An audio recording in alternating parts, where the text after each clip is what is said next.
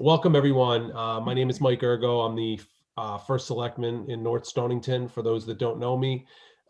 This meeting was opened up to all board and commission members, as well as all members of the public. And we are streaming this meeting on YouTube, and a recording will be available as well for anyone who wishes to watch it later. This is a discussion that we have had in person, I think every year that I've been here in office, along with Nita and Bob, who are both on the call with me, Selectwoman Kincaid and Selectman Bob Carlson, also present, and happy that they made it. And the purpose of this meeting is to kind of do a broad brush overview of Freedom of Information Act rules and regulations. And we are so fortunate that we have such a good resource in us with Tom Hennick, who is the state education officer for this, to kind of give us a play-by-play on the do's and don'ts to make sure we are always following the rules to our best of ability and not putting ourselves in a situation where we are putting ourselves at risk for doing something wrong, or the town at risk. So with that being said, Tom, this will be your show. We'll have plenty of opportunity for questions and answers as well. And Tom will kind of lead us through how he wants to run the meeting. If you have any questions, if you're not familiar with Zoom, you can always just ask, and we can help you through that as well. But Tom, without further ado, the floor is Mike, yours. thank you, and thank you for the invitation. We enjoy doing these sessions, as Mike mentioned. We'd rather be doing it live, but we're not quite there yet, I guess.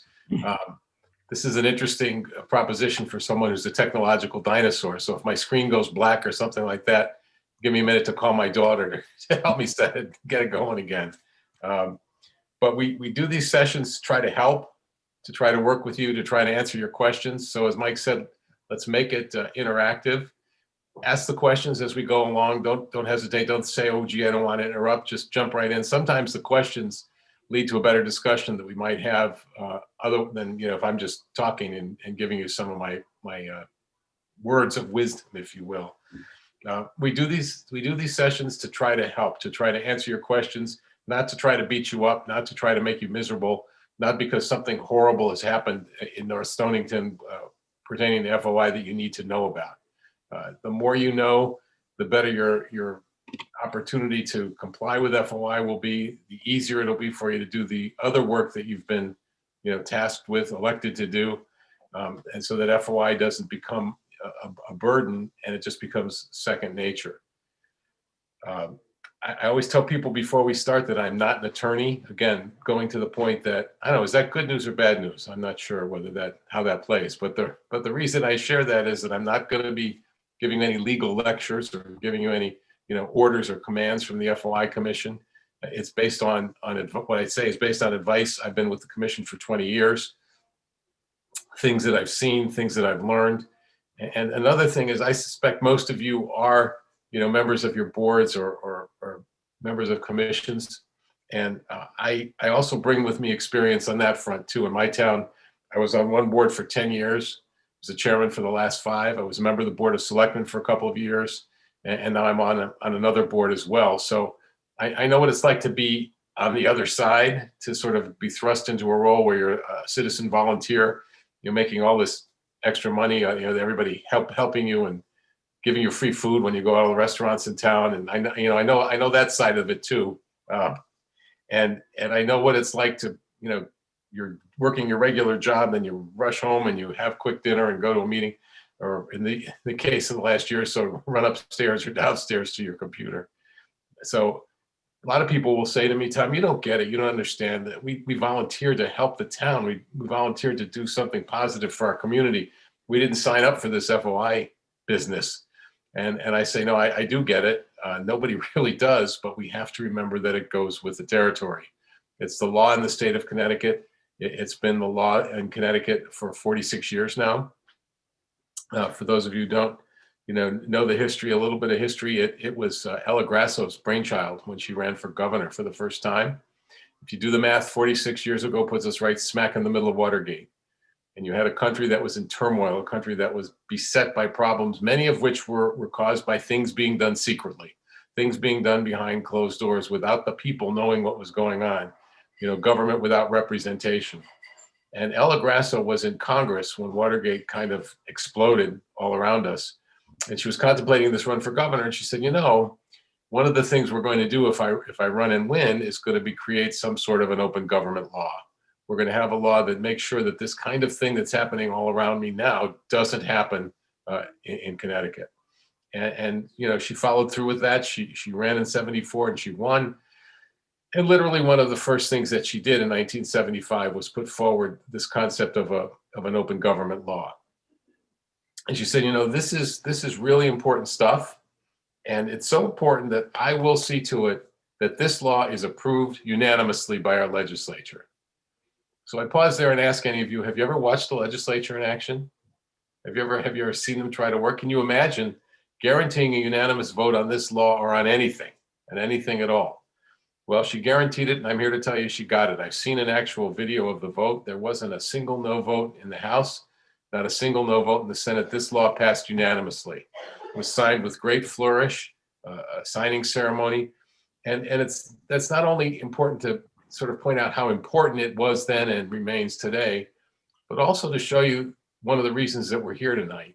To get to the point, and those of you familiar with any legislative process will know what I'm talking about, to get to the point where everybody voted yes, there had to be a lot of discussion, a lot of back and forth, a lot of, well, I like this concept and I'm not sure of this. So you've got a law that if you've read it, you're thinking, okay, I know what it's about. It's about open government. And then you start reading it and you're thinking, wait a minute, that doesn't make sense. That doesn't add up. Because you're reading it and sometimes your intuition takes you this way and the law seems to take you that way. That's because to get to the point where everybody was on the same page, everybody was voting yes, they created a law that leaves a tremendous amount of compliance up to us, those of us who are on the front lines. We need to interpret sections of the law as we go on, sometimes on the fly, to see whether or not, you know, what we think should happen. Is this a record we should release? Should we redact part of this record? Is this a meeting that should be open? Is this a meeting should be closed?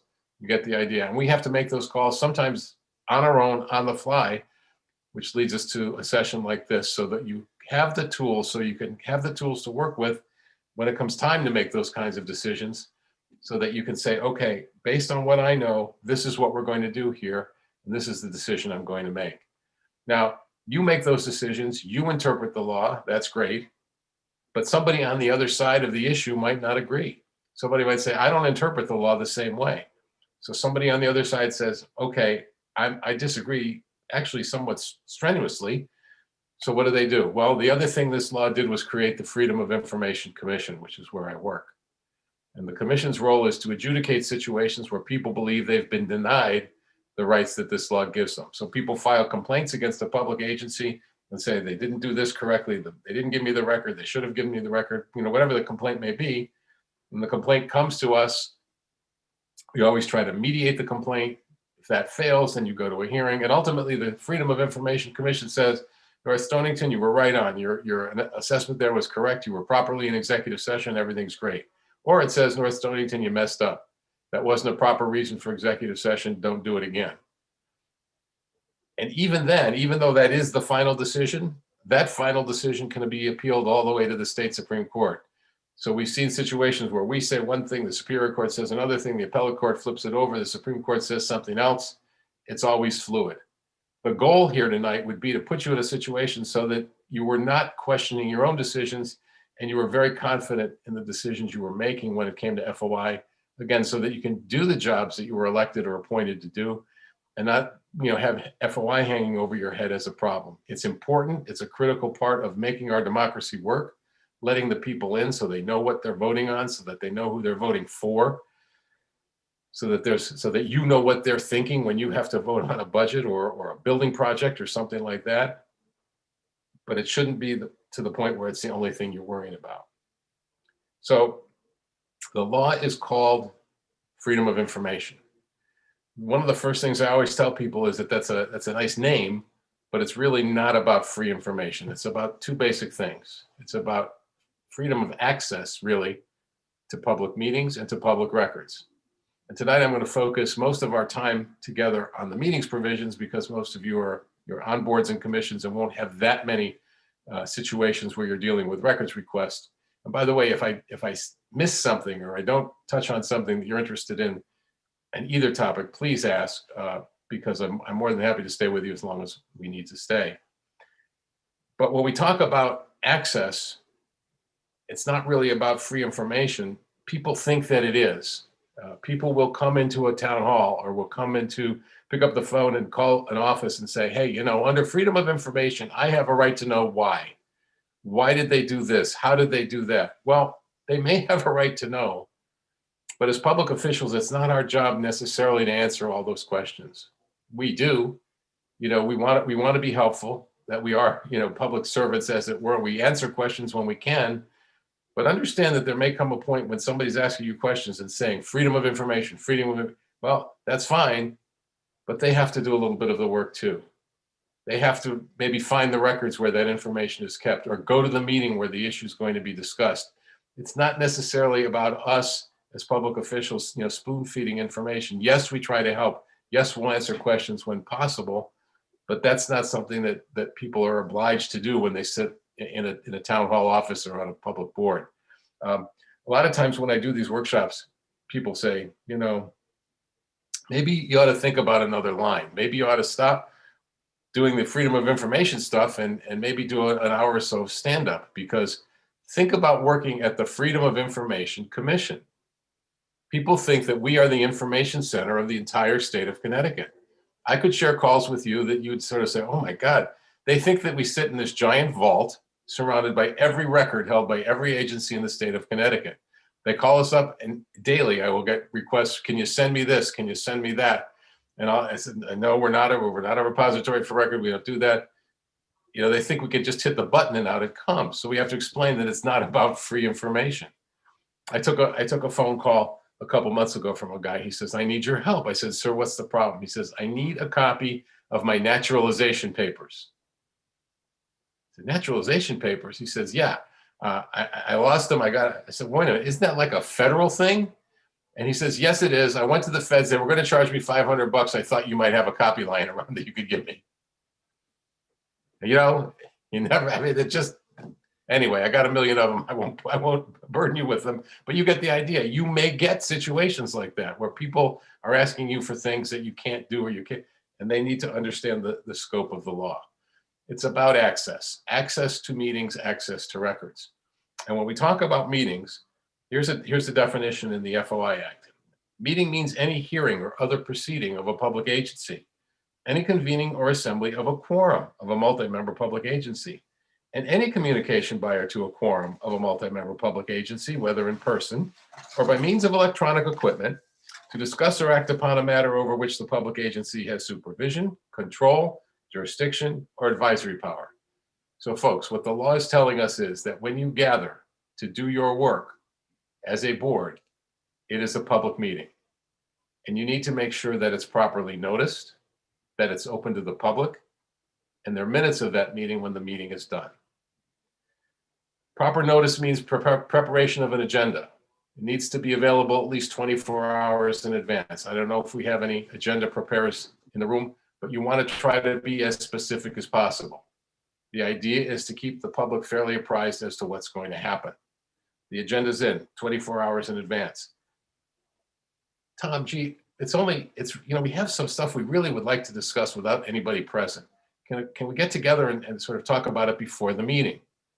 Now, I don't know, in the private sector, that's a swell idea. We always do it that way at the bank, or we do it that way at the insurance company, but you can't do that when you're on a public board.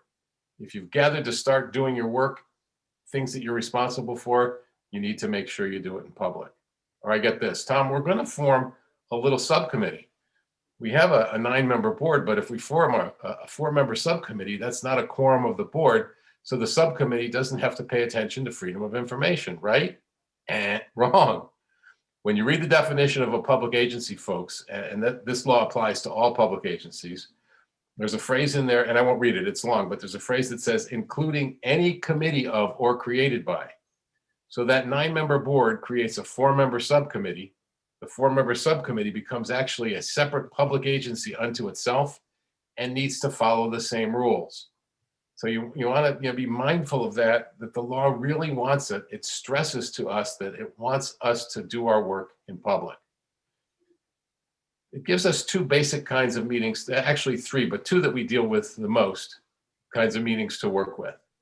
There's a regular meeting and there's a special meeting. Regular meeting is a meeting that you have per a schedule that you set up. I'm sure you're all set up this year. First and third Tuesday, 7 o'clock. Second and fourth Wednesday, 6:30. Town hall, library, Board of Education building, whatever that is, that becomes your regular meeting slot. Then there's a special meeting. Now, the special meeting is a meeting that you have when you're not regularly scheduled to meet. A lot of people see that word special and they say, oh, wait a minute, we can't do this or we must do that. The regular and special meeting, folks, are almost identical.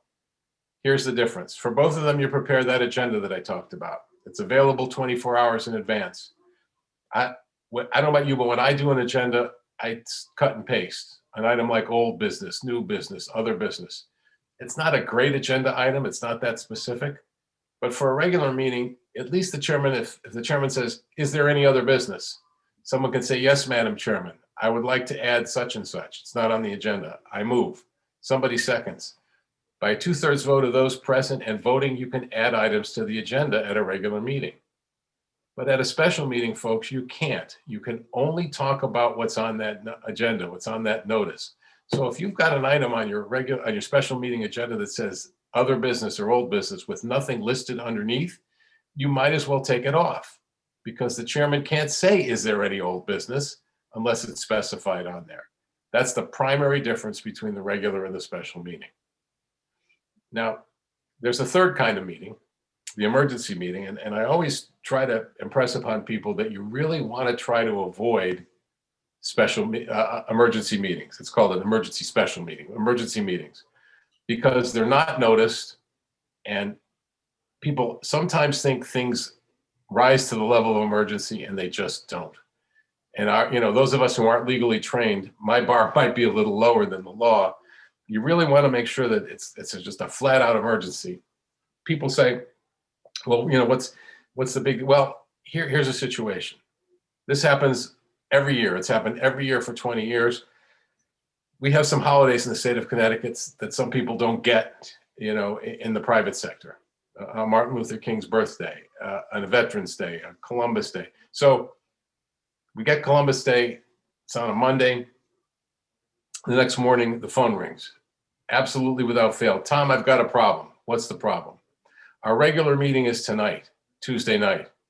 I always bring the agenda into town hall or send it into town hall the Monday before the meeting. I forgot town hall was closed yesterday, so I couldn't bring it in until this morning. Is that okay? Well, no, it's not okay because it's not 24 hours notice. Well, we have way too much to do. I'm calling this an emergency meeting. Guys, oops, I forgot, it's not an emergency. In our minds, in our non-legal minds, it might feel like one, but it's not. You want to make sure that if you're going to have an emergency, it's something that truly, people are in harm's way. There's an issue with keeping people safe, keeping people, out of trouble. One of the examples I use is a couple years ago, we had one of those winters where it seemed like it snowed, 3 feet every 5 minutes. And it was piled up all over the place. And this happened with some municipalities, some boards of education. They looked up and the roofs were starting to sag. There was so much snow up there. And they said, you know what, we better get some professionals up there to get that snow off the roof so that we don't have a disaster on our hands. They couldn't wait 24 hours. They realized the problem. They saw the water maybe starting to drip in. So they moved quickly. They moved some money around. They got people up there to keeping people safe, keeping people out of harm's way. If you ever have an emergency situation, you have the meeting and talk about only the emergency topic. Do not stray from the topic. You talk about it. You create minutes that reflect what the emergency was, who was there, what you did about it, and those minutes need to be available in 72 hours. But my best advice is to try to avoid that unnoticed emergency meeting because it can open up a whole can of worms. I have a longer story that I won't share. But the highlights are that basically a board had an emergency meeting, what it thought was an emergency. And at that meeting, they fired somebody. And the guy challenged it, said there was no emergency. The town got stubborn, appealed it all the way to the state Supreme Court. And at the Supreme Court, the FOI commission ruling that it was not an emergency was upheld. And the Supreme Court declared null and void everything that had happened at that meeting. Now, if you're at all familiar with the legal process, going from the FOI commission one day to the Supreme Court doesn't happen in a day, a week, a month, it's years. So about 5 years after that initial ruling that the FOI commission said the meeting was null and void, the Supreme Court backed it up, but the guy was off the payroll for 5 years. So he was fired in a meeting that didn't happen, and now they had a disaster on their hands, a fiscal disaster. Again, that's the short version, but you get the idea. You don't want to be put in a position where just by not waiting 24 hours, you've put yourself in a bad way. Now, it's important that we understand that these meetings are open to the public. You're always supposed to be open and accessible to the public. And in today's world, you know, at least for another month, another 2 months, depending on what the legislature does, we're meeting this way, you know, somewhat impersonally, but we're still getting our work done. The law says whether in person or by means of electronic equipment. So before the pandemic hit last March, technically the board could meet this way as long as there was a screen in the room for everybody who wanted to come in and watch. I mean, in theory, that could be done because board members were allowed legally to tune in electronically. But when the pandemic hit last March, governor issued an executive order that allowed us to meet this way and include the public. The key is, while we're still doing that, make sure that your agenda has a link or a code or however you sent me a Zoom link. It was very simple. Others do it differently, different platforms. The key is that the public must have real-time access. So when a board meets, you provide the Zoom link or again, whatever platform you're using, and the public must have real-time access. The meeting must be available. I want you to sort of keep in the back of your mind that the legislature is pondering at least 5 different pieces of legislation to make this more or less a permanent fixture in the FOI Act, to allow this kind of a meeting, or to allow a hybrid meeting where you meet in person, people can come, or you give them a link so that they can watch from the outside. You have, options. I don't know which law is going to float to the top, if any of them, but right now, what we're dealing with is our law in concert with the governor's executive order. So 7B says you have real-time access. You should also make sure that if you have them, you post any documents that you might have handed out at the meeting so that people can look at them online as well before the meeting. And that's gotten a little tricky because some people not quite sure what to post, what not to post. My rule of thumb there is that if you have something you might have handed out at your meeting, a budget document, a plan for somebody to look at, do that at the meeting. Make sure that it's on the website as well when you post your agenda and you post your link to real-time access. I don't know, has North Stonington had any issues with Zoom bombing? I'm looking around. Have you had a couple of those? Yeah, we did have an issue with that at one of the meetings. It was pretty terrifying for those that were on it, actually. I wasn't on that meeting, but. Yeah, I mean, that has led to a sort of an interesting sort of conflict with the FOI Act and meeting security. And again, the legislation that is, working its way through the House and the Senate has pieces of this because we've told them about it. Technically, if someone wants to come to one of your meetings, anybody can come. There should be no issues. So if it's a virtual meeting, I should be able to click on and go to your meeting. But some boards were having a lot of trouble with, Mike used the word terrifying. Others were, we're talking about racial epithets, we're talking about insults. And these were typically people who have nothing to do with the town or nothing to do with the board that's having the meeting. These were people who were just out to make trouble. So the question was asked, can we set up some sort of a security? And many of those security sort of methods force the people to identify themselves, which runs against, what the FOI Act says that you can do. We have told boards and commissions that if you do that, we think the commission would be okay with it. But because this is so brand new and it's not in our statute, we're not exactly sure how it would play.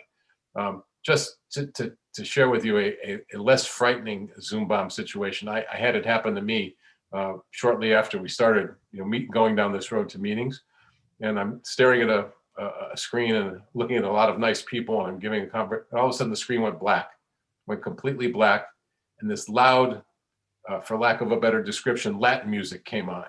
And I'm looking around, I thought it was my daughter and my wife downstairs had turned the music up or something. And then the strippers paraded across the screen while I'm trying to talk to them about freedom of information. You can't make it up. And so And I could see the organizers, scrambling around to try to turn it off. They finally did, but so I had a taste of what Zoom bombing can be. I hope it doesn't happen that often, and I hope that if it becomes part of the permanent landscape, we have ways to keep it stopped so that the meetings can go on permanently, officially, not permanently. So just sort of, keep that in the back of your mind. There are ways that you can maybe shut these folks up, but you do need to make sure that one way or another, you have, real-time access for folks. The law does not guarantee anybody the right to speak at a public meeting. Although many people think that that's part of freedom of information. It gives us the right to speak. It does not. Who speaks, when they speak, if they speak at all, is entirely in your hands as a board. You have a right to, say, well, you know what, we've got a lot to do tonight. We're going to limit public comment to 3 minutes. We're going to limit it to conversation about one topic. We're going to have it in the first 20 minutes of the meeting, and then we're going to shut it. I mean, you have those kinds of options. People may not like it. It may go against some of your policies. I'm not telling you to sort of, ignore your policies or your bylaws or your charters, but freedom of information is not connected to things related to public speaking. And a lot since, the Zoom and the virtual meetings has started, people have called with complaints about that. They said, we wanted to speak, we couldn't speak. They muted us. If you think about it, if you're at a public meeting, you can't mute somebody who's yelling at you from the back of the auditorium. But here you can just hit a button and you can turn them off. And some people don't like that. But again, the board has that kind of control. I can't vouch for any kind of, political fallout or anything like that, but the board has that kind of control. The law gives the board and a commission a couple of ways to go to exclude the public. I'm assuming that you've all heard the term executive session. Remember, folks, that an executive session is a portion of a publicly noticed open meeting. It's not something that sits on an island by itself. It's 7:30. Oh, okay. Got that. It's not something that sits on an island by itself. So even if you have a meeting and the only item is an executive session item, you still need to notice the meeting. You need to convene in public. You need to vote to go into executive session. Again, 2/3 of those of you present and voting need to do it. You need to cite the reason specifically. You go into executive session, you have the conversation that you're going to have, and then remember that you need to come out to vote. Don't ever vote behind closed doors. It's really important that you remember that. You must vote in public every time you take action. The 5 reasons for executive session, broadly stated: a personnel matter, pending claims or pending litigation, a security matter, a land transaction. You are a school building committee. You're going to build a new elementary school. I know that's not a problem in your town. I've seen the new buildings. They're nice, but you're going to build a new school, and you're looking all over town and you're negotiating with different landowners for that just the right parcel to put up that new school. Well, you wouldn't have to negotiate in public. The law says that when you're contemplating, when you're negotiating, when you're strategizing about land transactions like that on behalf of a public agency, you can do that behind closed doors. You wouldn't have to do that in public. If you think about that, you negotiate in public. They say, okay, that's where the town's going to go. We can lowball, we can highball, depending on what the numbers are. So you could do those kinds of things behind closed doors. The 5th reason for an executive session. The 5th one is a little broader than the other 4. It allows a board or commission to have a conversation about a document or documents that you believe are exempt from disclosure. A good example would be you are a board that needs a legal opinion from your attorney. So you ask your attorney for a written legal opinion. You are the board, you are the client. The letter comes in, you want to talk about the advice that your attorney has given you. You could go into executive session because the document is covered by the attorney-client privilege. You're not going to share it with the rest of the world. You want to go into executive session to have a conversation about the advice that your attorney has given you. You're on a board that is in charge of a project, or you're on a police commission that is responsible for buying new police cars. So you put out a bid package. You put out the package and the bids come in. There's an exemption in the FOI Act that allows a public agency to withhold the content of a bid or bids until you've actually signed the contract. It's a temporal exemption, but you don't have to release anything until you've actually signed the contract. So you go into executive session to examine the bid packages to see what, who wants what the bid alternates are, where the different pricing ranges fall. You have the discussions behind closed door, and then you come out to vote. That would be another area where you could have those conversations behind closed doors. When we talk about records for a little bit, you'll see that there are a lot of different exemptions, so it could apply to any number of records that you as a board might have. The executive session for personnel, going back to the first one that I mentioned. First of all, if you have a situation where you're going to have a personnel executive session, put more than that on your agenda, put more than that in your motion. The law requires it. Executive session plan, discussion of the performance of a police officer, discussion of the performance of a teacher, discussion of the performance of a public works employee. You need to have more than just personnel. You don't necessarily have to name the individual. The law is pretty clear on that. You don't have to name the individual, but you must have more than just executive session personnel. It's also important to remember that you need to name the individual. I'm sorry, you don't need to name the individual. You need to notify the individual that he or she is going to be discussed in an executive session. So you're a town hall employee and they're going to talk about you because they want to talk about whether or not they're going to give you a raise because you're doing a great job, but they don't want to talk about it in public. They still need to tell you in advance, we're going to talk about you in executive session tomorrow night. You as the employee then have the right to come forward and say, no, wait a minute. No, you're not. I do not want that discussion to be held behind closed doors. I want that discussion to be held in public. I want everybody to hear it. And if the employee demands that, the board cannot under any circumstances go into executive session.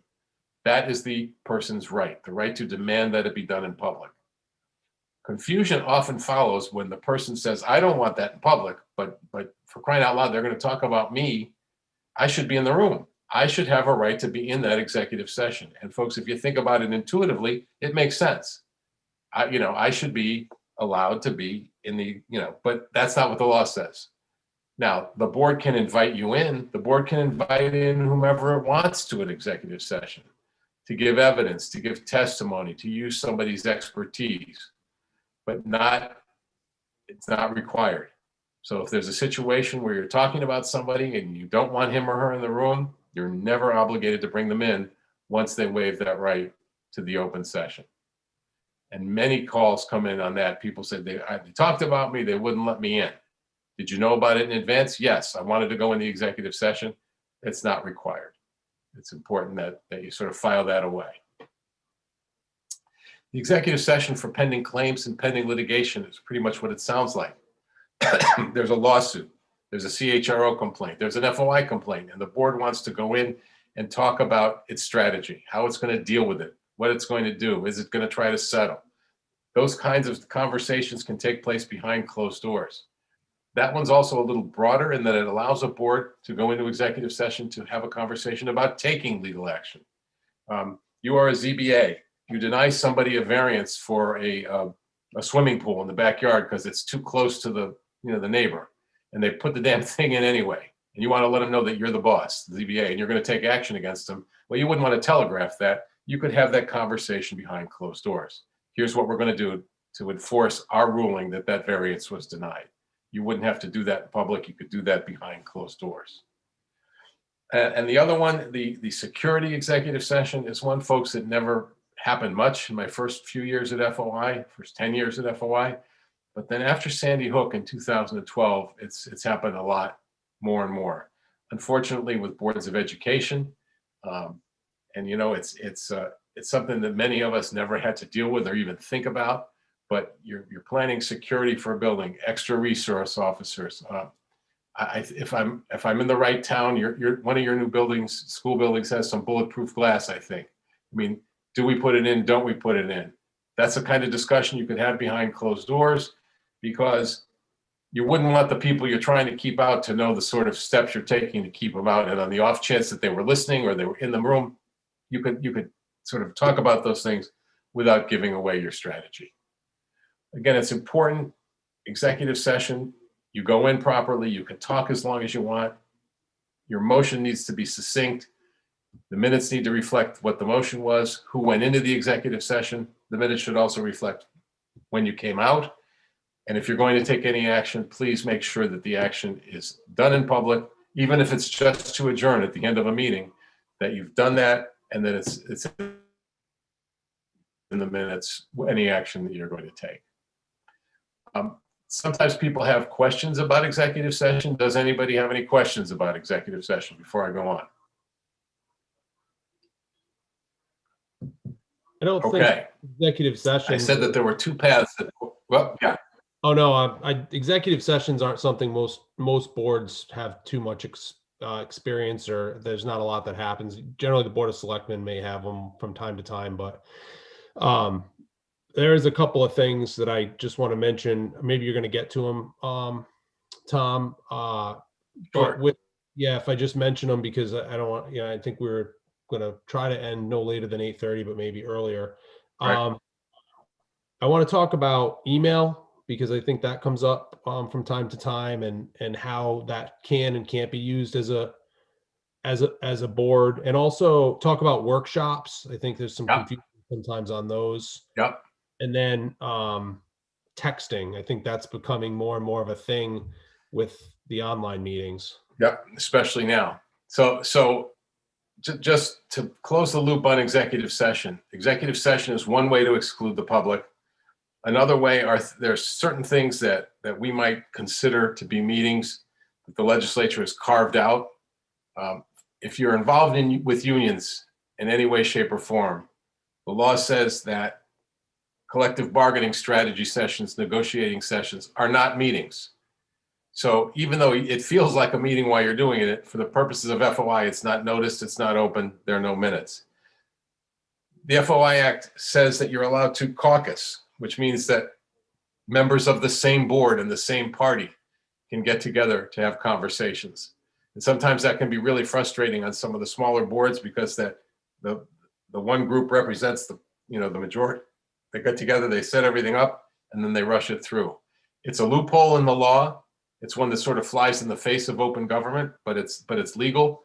Remember, if you're going to caucus, though, same board, same party. It's not Board of Education Dems, and then they bring in the chairman of the Board of Finance. Once that happens, it's not a caucus anymore. Same board, same party, and that gives you a little latitude to have some discussions that you might not otherwise think you could have. And to Mike's point, when we read the definition of the law, it says whether in person or by means of electronic equipment. The electronic equipment is sort of what allowed the governor to expand with his executive order and let us meet this way. The electronic equipment also counts when we talk about emails, when we talk about text. And when I talk to boards and commissions, I say, don't stop using those devices, especially now. I mean, we don't see each other as much in person. That's how we communicate. But as board members, what you need to remember is when you communicate via email, you're creating a public record. So always, always, always think before you write it, and clearly think before you send it, because you're creating a public record. And so the chairman sends something out to everybody else and says, okay, folks, we're going to be talking about this at the next meeting. This is what I think. This is what I think we have to do.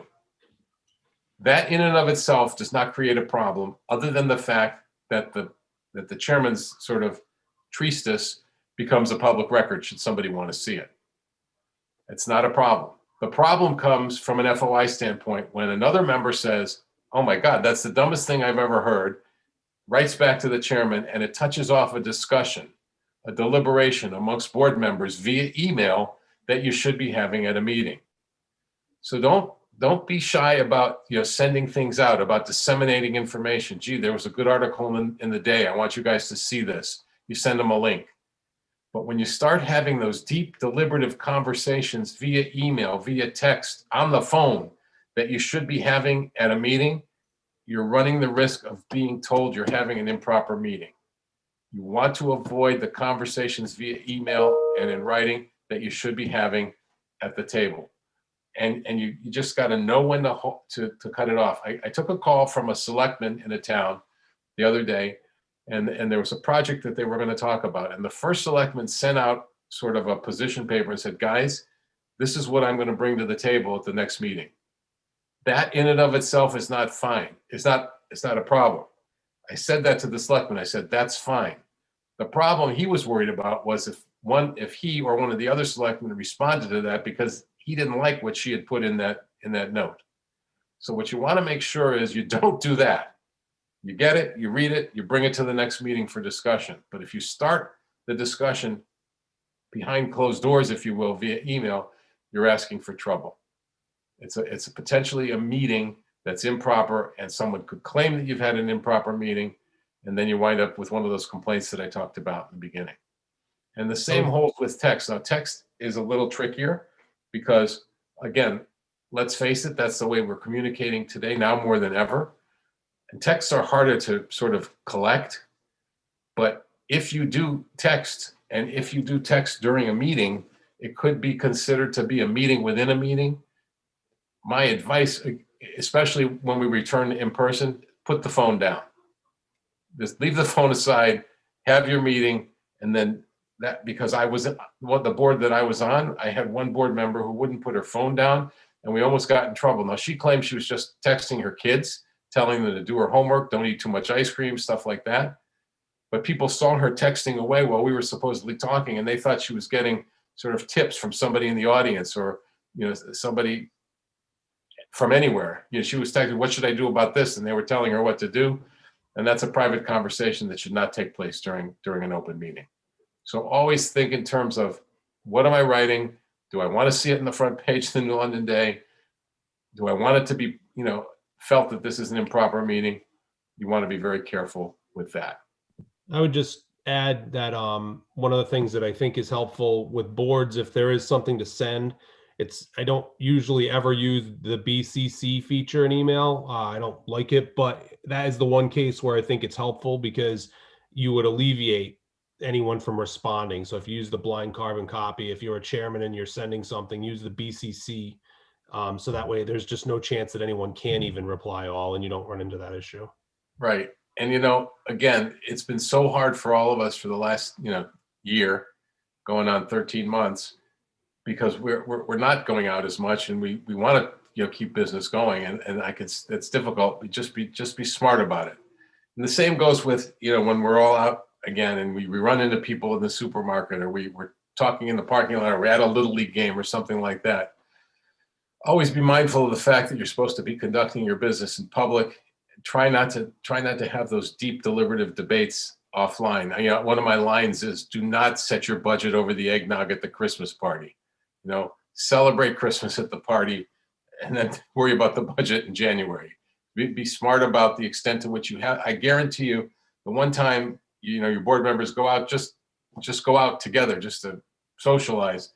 And if you get into a deep dive on a board matter, I guarantee you the wrong person's sitting in the next booth, and you've got a problem on your hands. Somebody's going to say they had an illegal meeting, they shouldn't have done it.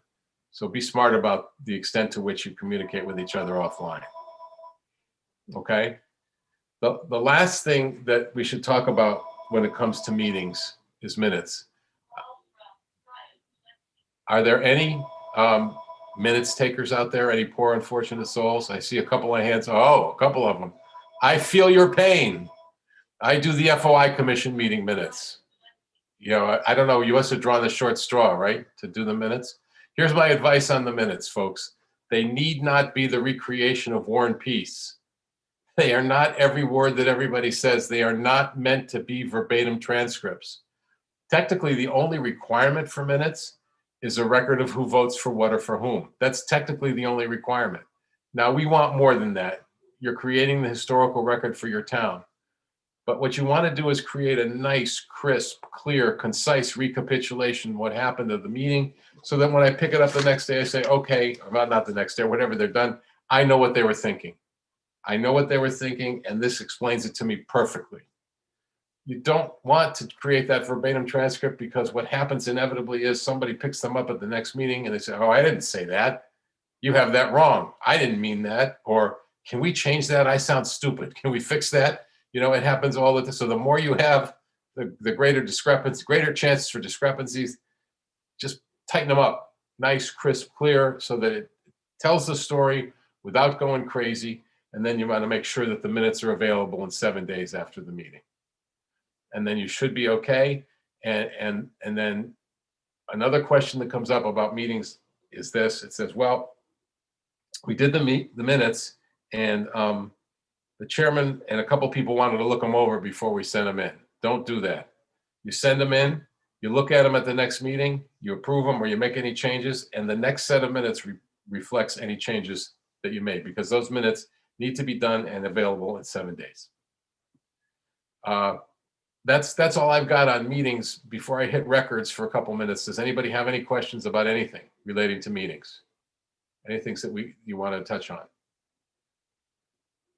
I'm looking here. Okay. Yes, go ahead. So it's come up multiple times where I've asked, I've sent information to my board, not for discussion purposes, but for informational purposes so that we can discuss it at our next meeting. That's been questioned because I've been told it could open us up. But it's like, I'm not sending it asking for comment. I'm just sending it so that everyone can have the information and consider it so we could talk about it at our meeting without taking 10 hours. The other question that I had is sometimes during public comment, we'll write what the person said. I understand you don't want War and Peace, but if the public's commenting, don't you think it's appropriate to document their comment and not, cut it or reduce it or change it because you don't necessarily agree with what was said in the comment? I'm just curious what your thoughts are on that. The two points. First of all, what you describe as sending it out, I would endorse that. I mean, you really would sort of moves the process along if people have it in front of them before the meeting starts so that they can look at it. That's not a problem with that. Unfortunately, you just have to remind people that we're sending this out to talk about it the next meeting. Don't talk about it now. And as the chair, you're probably going to have to reinforce that. You may see people slipping. Did you see what she sent us? I can't believe that. But that's not wrong. I would endorse the dissemination of information that way. I don't think there's anything wrong with that at all. In fact, it's a good idea. You don't want to, have them get it at the last minute. As far as putting public comment in your minutes, that is really, I call it a personal decision, but personal town-wise or board-wise. If you think it's relevant to the minutes, then by all means put it in.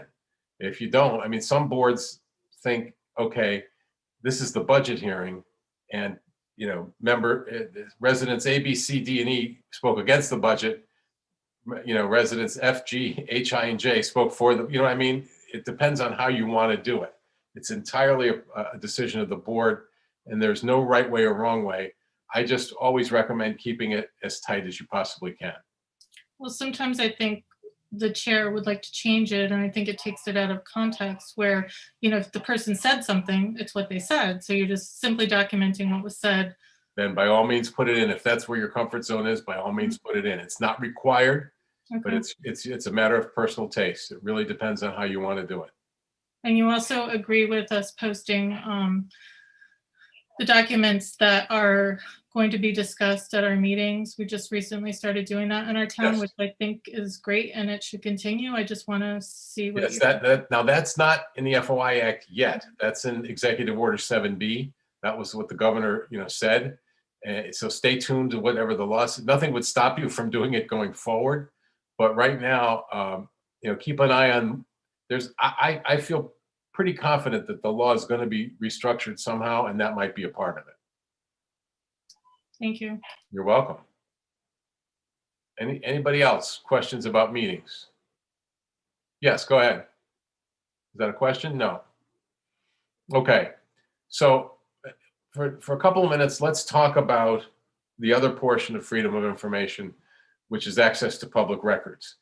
Now typically, if I'm talking to,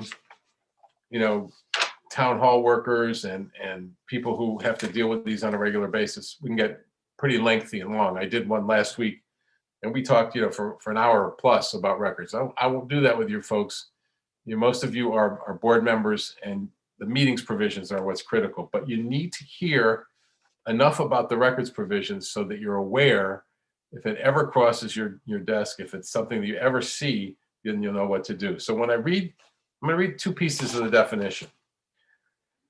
Public records or files means any recorded data or information relating to the conduct of the public's business, prepared, owned, used, received, or retained by a public agency, or to which a public agency is entitled to receive a copy by law or contract, whether such data or information be handwritten, typed, tape recorded, printed, photostated, photographed, or recorded by any other method. The next piece says, except as otherwise provided by any federal law or state statute, all records maintained or kept on file by any public agency, whether or not such records are required by any law or by any rule or regulation, shall be public records. And every person shall have the right to inspect such records promptly during regular office or business hours, copy such records in accordance with 1-212, or receive a copy of such records in accordance with 1-212. And I read that to you folks to emphasize this, that every record created by, collected by, used by, reviewed by any public agency in the state of Connecticut is defined by law as a public record. And in theory, anybody has a right to see it or to ask you to make a copy of it for them. And with that on the table, you want to think in terms of, okay, we just got these plans that we're going to review. I don't want to share them with anybody, but once you get them, they become a public record if you're on a land use board. A budget. Here's a copy of a budget proposal. It's a public record.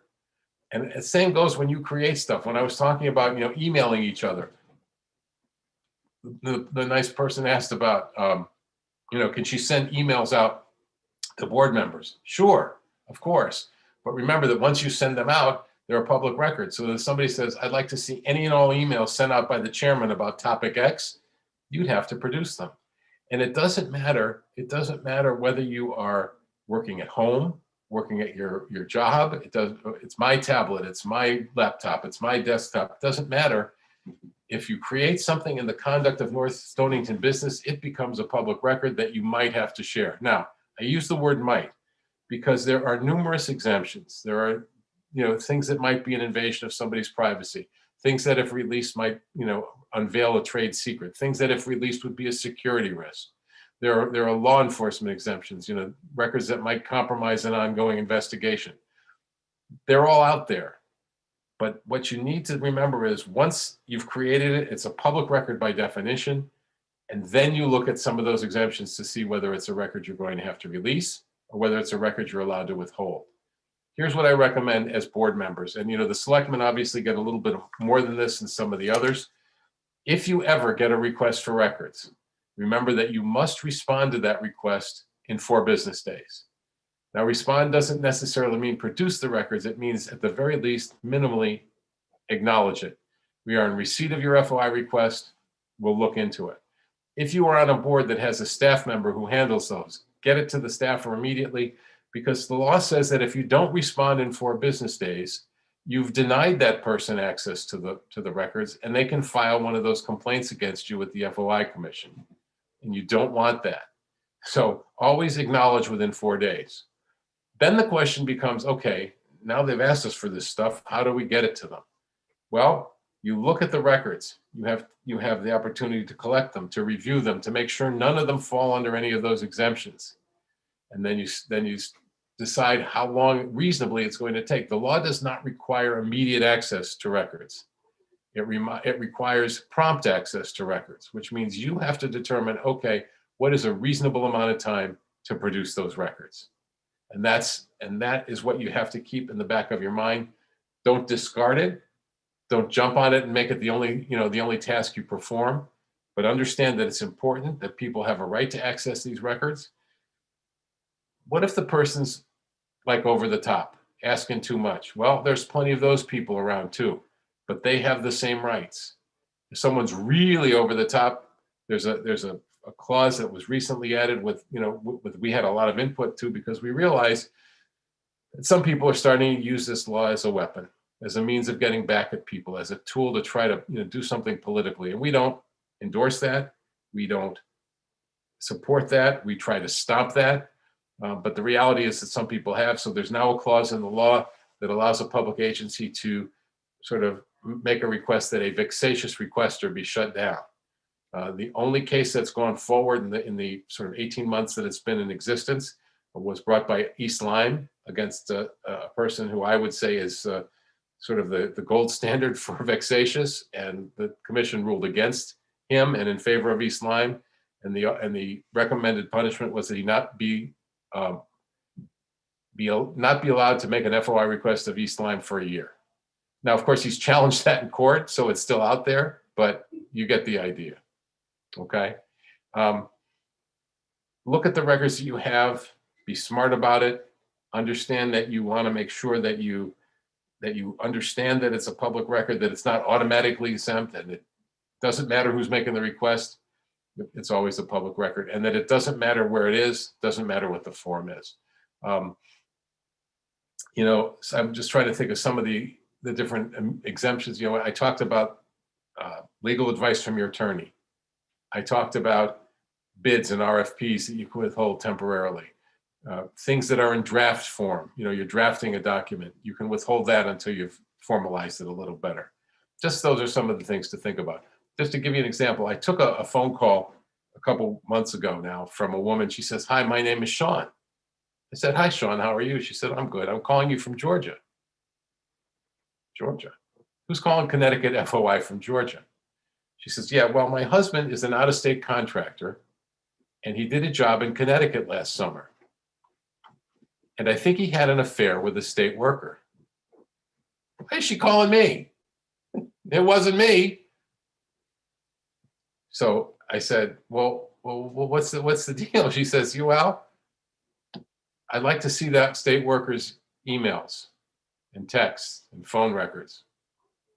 Well, you know what? If there's an email that says, "Meet me at the construction trailer at 6:00, we'll review the plans for the project, and then, you know, ... that's a public record. She said, "Good, it'll help me with my divorce." Think before you write, think before you send, and remember that anything could be a public record. You know, I'll just add, a lot of, if any of the boards and commissions were to get a request, an FOI request, that should come to the selectman's office. Obviously, we're a small town, so most of the boards and commissions are supported by the same people. But we do, you know, we do pay close attention to those, and obviously want to make sure we're within the law on the timing. Well, you know, and the reason I'm glad you brought that up, Mike, because different, you know, we have 169 towns and multiple school districts. Everybody has a different way of doing things. So when it comes to that sort of thing, know what your town's strategy is when it comes to dealing with FOI requests. On that note, I promised Mike that we try to wrap this up in about an hour, which is where we are. Does anybody have any questions about anything? Anything you wanted to ask about? Anything related to FOI that I can help you with? Sure, go ahead. Just fire away. Okay, you might regret that. So I've asked for checks that have been paid for, like by the town for, you know, bills that the town pays, to see where the money's going. And I know that sometimes it's been brought up, so maybe payroll might be considered personal and confidential, yet with the state of Connecticut employees, you can look up anybody's pay online and benefits and things like that. So what is considered personal and confidential, and what is allowed under the law to be shared? There's no simple answer to that, but to payroll, how much the town pays an individual, money coming from the town to the individual, is clearly a public record and should be disclosed. There's nothing, no equivocation on that. That's a public record. And the stuff in the middle, though, the deductions, the health, you know, stuff like that, that could fall under invasion of privacy, but otherwise that should be released. Now, to give you a quick answer, there's a standard on things that are in personnel files that says that if it's an invasion of privacy, the agency is allowed to withhold it. But there are a number of steps. First of all, it's based on a 1993 Supreme Court case, goes way back. And the agency has to look at whether or not releasing it would be highly offensive and not a matter of public concern. If the agency believes that the records in question rise to that level, it then goes to the employee. The employee can then say yes or no. If the employee says no, then the process stops. But it's got to be both prongs of that test. Highly offensive, not a matter of public concern. So for instance, there's a disciplinary matter, and the action that the employee took was highly offensive. I mean, let's think of a police officer going to a liquor store on duty in the cruiser and buying a couple cases of beer.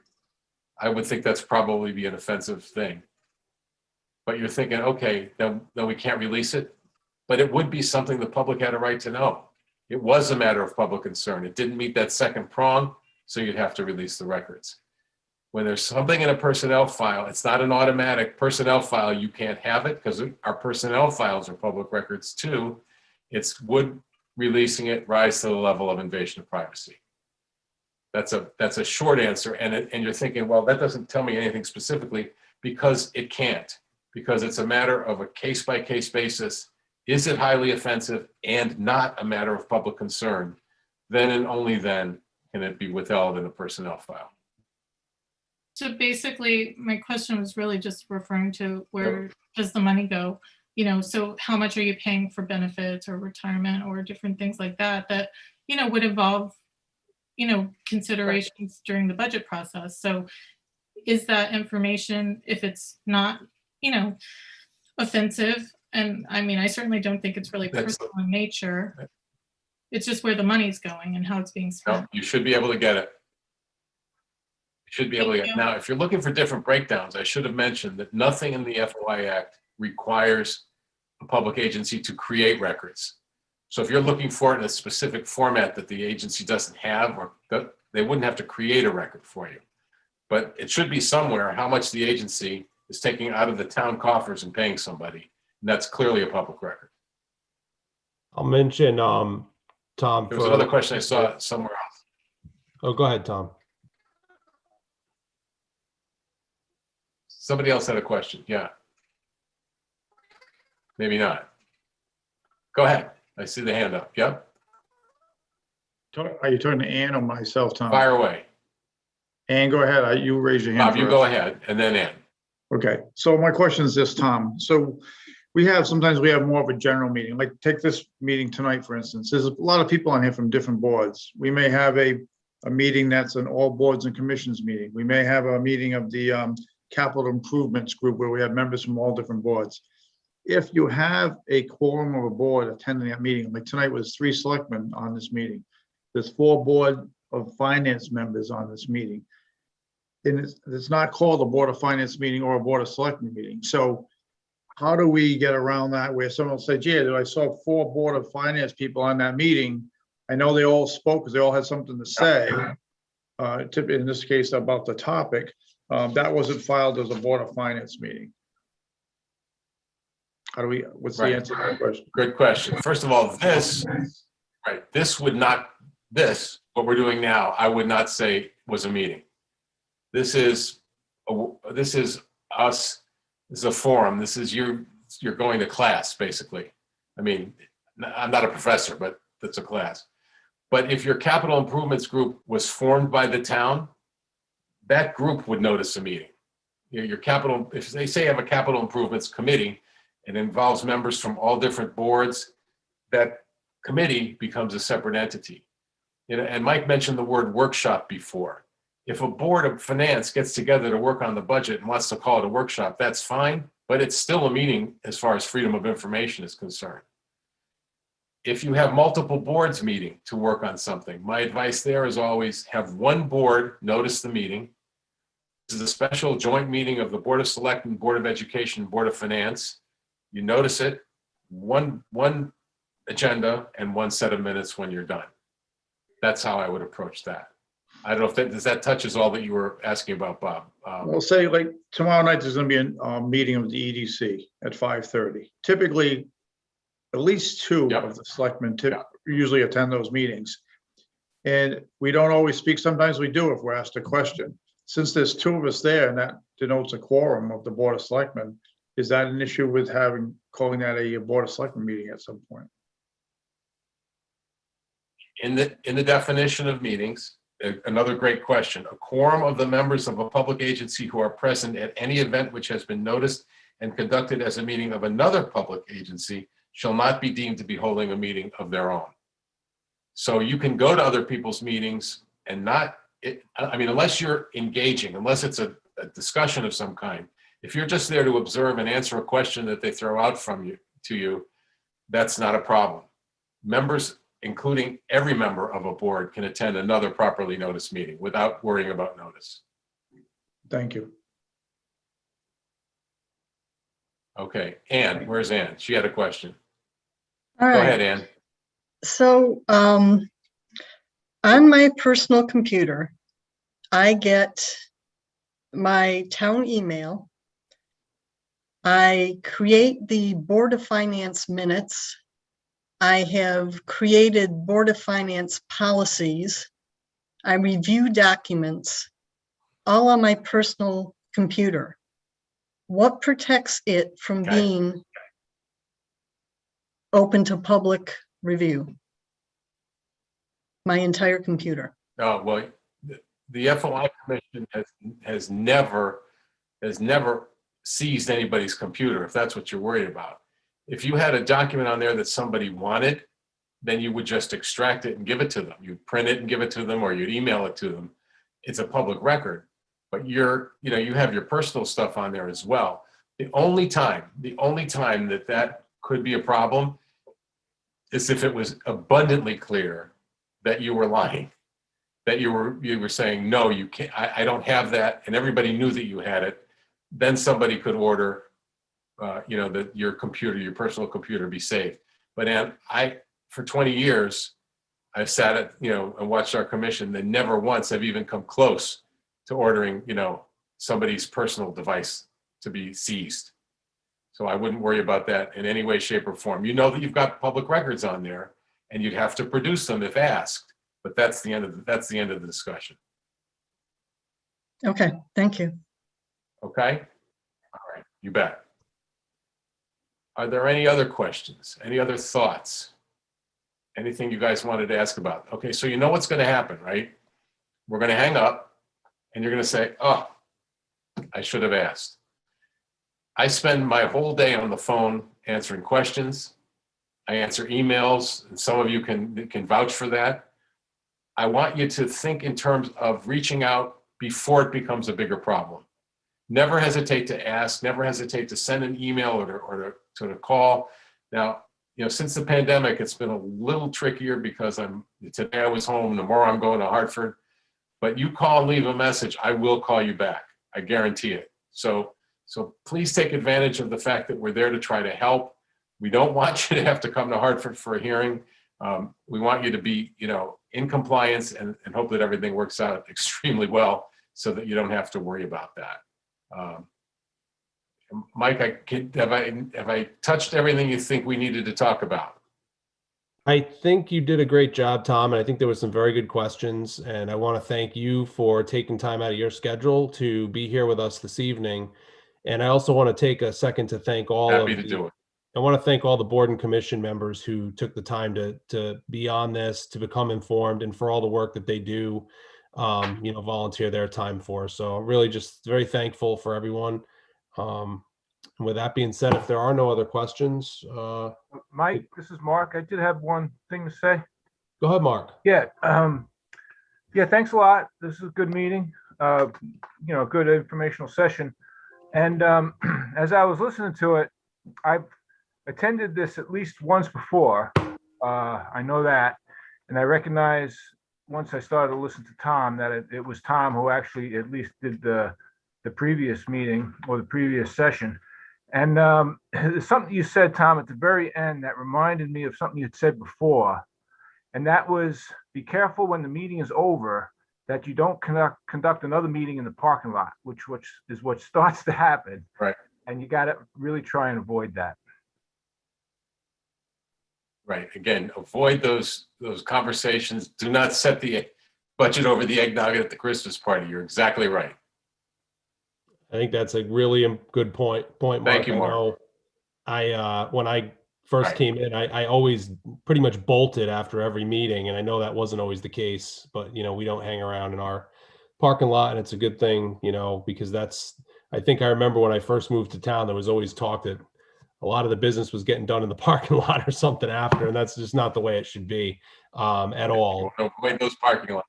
No, that's a very good point, Mark. Thank you for bringing that up. And I'll just bring up one more thing.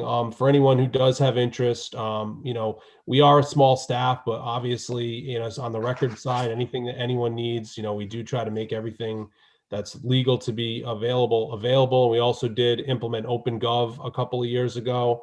So a lot of the budgetary information that's out there for whoever wants to see that with a broad brush, that's online for anyone's viewing. You just Google OpenGov at North Stonington, and you can see our budgets and a lot of the financial information there. With that being said, if I don't see any other hands, I think we can give everybody back the rest of their evening and thank Tom for coming. And everybody Thank you all very much. One Good more talking public to service Thank you. announcement. There's a town meeting next Monday night. If you're around, keep your ears peeled for that. We'd love to have great attendance at that as well. Have a good night. Thank you. Thank you. you.